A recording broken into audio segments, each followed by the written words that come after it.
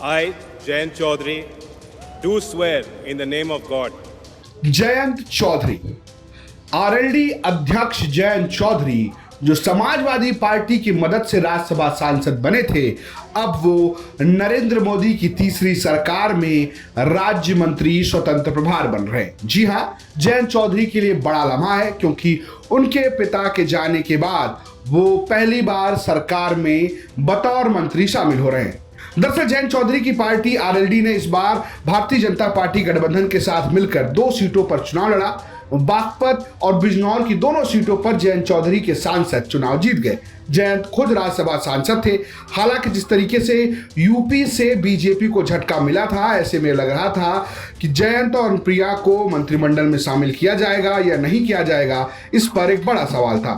वहीं जब नरेंद्र मोदी को एनडीए के संसदीय दल का नेता चुना गया, तब अनुप्रिया पटेल मंच पर नजर आई, लेकिन जयंत चौधरी बीच में कहीं बैठे नजर आ रहे थे। इसके बाद से तमाम कयास लगाए जा रहे थे। हालांकि अब जब मंत्री पद की शपथ हुई, तब जयंत चौधरी के हिस्से राज्य मंत्री स्वतंत्र प्रभार आया है, यानी कि उनके ऊपर कोई कैबिनेट मंत्री नहीं होगा।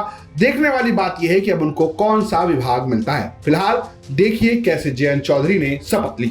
I, Jayant Chaudhary, do swear in the name of God that I will bear true faith and allegiance to the Constitution of India as by law established, that I will uphold the sovereignty and integrity of India, that I will faithfully and conscientiously discharge my duties as a Minister of State for the Union, and that I will do right to all manner of people in accordance with the Constitution and the law, without fear or favor, affection or ill will.